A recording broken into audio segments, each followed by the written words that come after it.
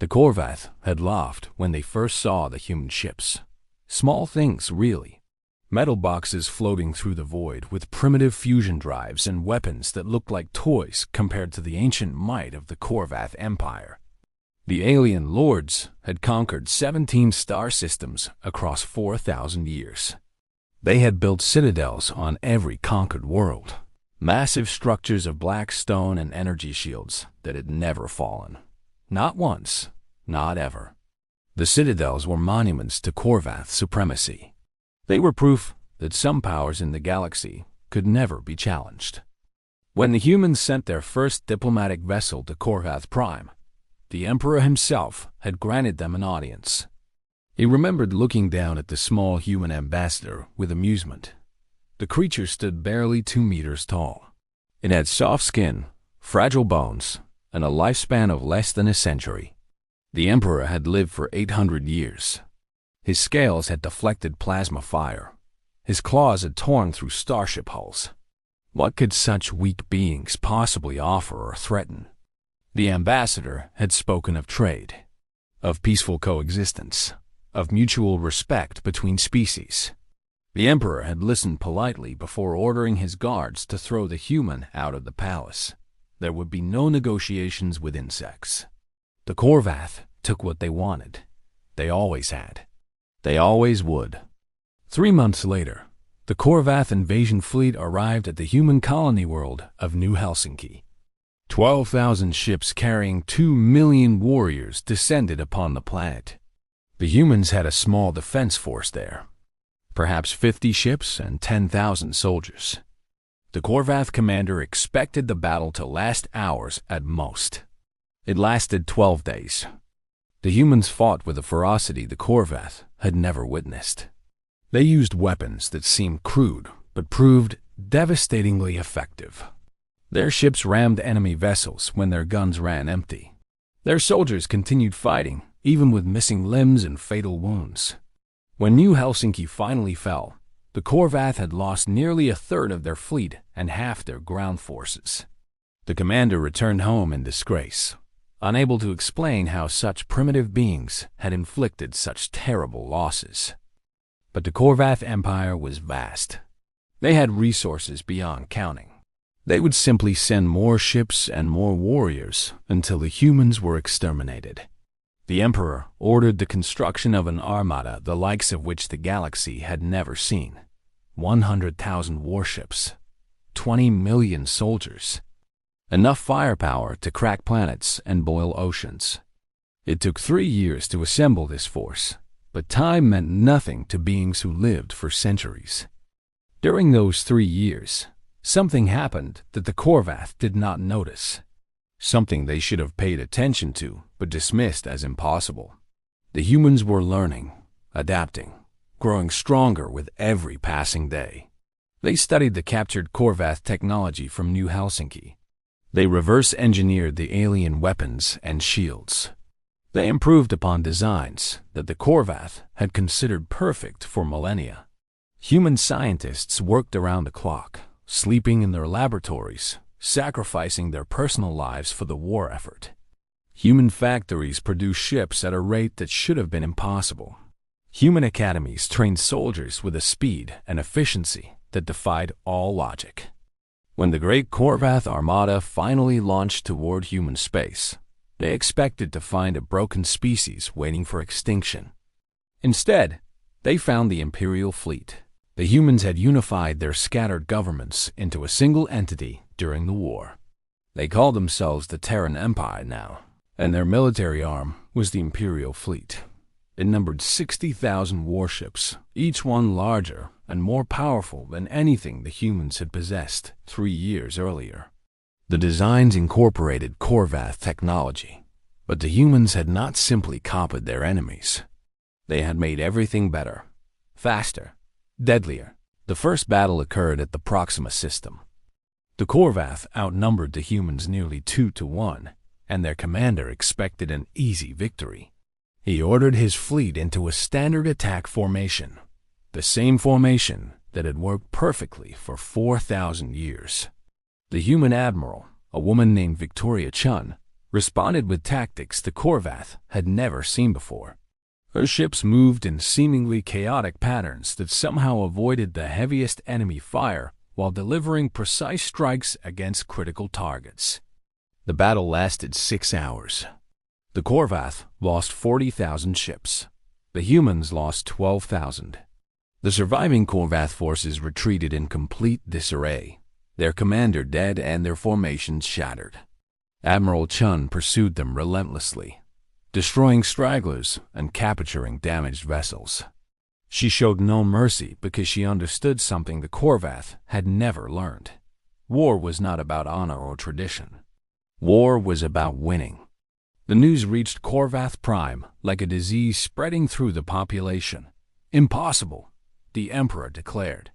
The reports must be false. No inferior species could defeat the might of the Korvath in open battle. He ordered a second armada assembled, this one even larger than the first.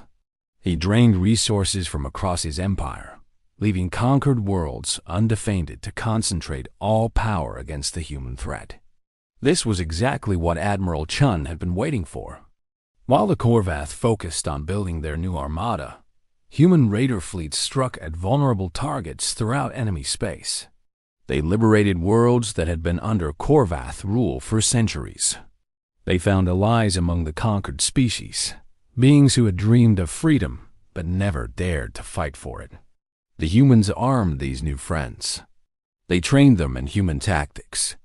They showed them that the Korvath could bleed and die like any other creature.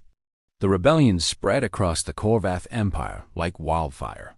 Species that had been slaves for generations rose up against their masters. Citadels that had never been attacked suddenly found themselves under siege from within and without. The Korvath warriors were skilled fighters, but they could not be everywhere at once. Every soldier sent to crush a rebellion was one less soldier available to fight the humans. Admiral Chun used this chaos to her advantage. She led the main Imperial fleet in a direct strike toward Korvath Prime, the heart of the enemy empire. The path took them through 7 star systems, each one defended by ancient citadels that had never fallen. The Korvath believed these fortresses would slow the human advance, buying time for their new armada to be completed. They were wrong. The first citadel stood on the planet Corvin 7. It had been built 3,000 years ago from materials that absorbed energy and redirected kinetic force. Its shields could withstand the impact of asteroids. Its weapons could destroy entire fleets. 17 species had tried to breach its walls over the centuries. All 17 had failed. Admiral Chun studied the citadel for exactly 1 hour before issuing her orders. Human engineers had developed new weapons specifically for this campaign. They called them gravity lances, devices that created miniature singularities powerful enough to tear holes in reality itself. The physics behind them would have seemed like magic to the humans of just a decade earlier. Now they were standard armament on every capital ship in the fleet. The first gravity lance struck the Citadel shield. The second struck the wall behind it. The third struck the power generator at the structure's core. The citadel that had stood for 3,000 years crumbled in 30 seconds. Its defenders died without ever understanding what had hit them. The pattern repeated at every system along the path to Korvath Prime. Citadels that had stood for millennia fell in minutes. Weapons that should have been unstoppable proved utterly useless against human technology. The Korvath commanders sent desperate messages to their emperor, begging for reinforcements that would never come. The rebellion had spread too far. The empire was collapsing from within while the humans advanced from without. Admiral Chun reached Korvath Prime with 45,000 ships, her fleet actually larger than when she had started thanks to reinforcements from liberated worlds. The emperor's unfinished armada waited in orbit. 50,000 vessels crewed by soldiers who had never known defeat until the humans came. Behind them loomed the greatest citadel ever built, a massive structure that covered an entire continent and drew power from the planet's molten core. The Emperor himself appeared on the communication channels, his ancient face twisted with rage and fear. He demanded that the humans surrender. He promised they would be shown mercy if they laid down their arms. He threatened consequences beyond imagination if they continued their attack. Admiral Chun's response was simple. She had the communication officer play the recording of the Korvath massacre at New Helsinki, the screams of dying civilians, the laughter of Korvath warriors as they butchered children, the Emperor's own words ordering that no human be left alive. Then she cut the channel and gave the order to attack. The Battle of Korvath Prime lasted 3 days. The human fleet fought with cold precision, systematically destroying the Korvath defenders while minimizing their own losses. The enemy armada broke apart piece by piece, its ships falling like leaves in autumn. The Citadel's weapons fired constantly, but they could not track targets moving at the speeds human ships could achieve. Gravity lances tore through shields that had protected the structure for millennia. On the 3rd day, Admiral Chun ordered the final assault. 50 gravity lances fired simultaneously at the Citadel's core. The resulting explosion could be seen from neighboring star systems. The structure that had taken a century to build and had stood for 4,000 years vanished in a single instant. With it went the Emperor and his entire command structure. The war did not end that day. Pockets of Korvath resistance fought on for months, then years. But the outcome was never in doubt. The humans had done what no other species had ever accomplished. They had brought down an empire that had seemed eternal. They had proven that no fortress was impregnable and no tyrant was immortal. Admiral Chun became the first supreme commander of the Terran Empire's military forces. She spent the rest of her long life ensuring that humanity would never again be caught unprepared. New citadels rose on human worlds, but these were different from the Korvath structures. They were constantly updated, constantly improved, constantly adapted to counter new threats. The humans had learned the lesson of the Korvath. They knew that standing still meant death. Centuries later, historians would debate the significance of the Korvath War. Some called it the moment humanity became a true galactic power.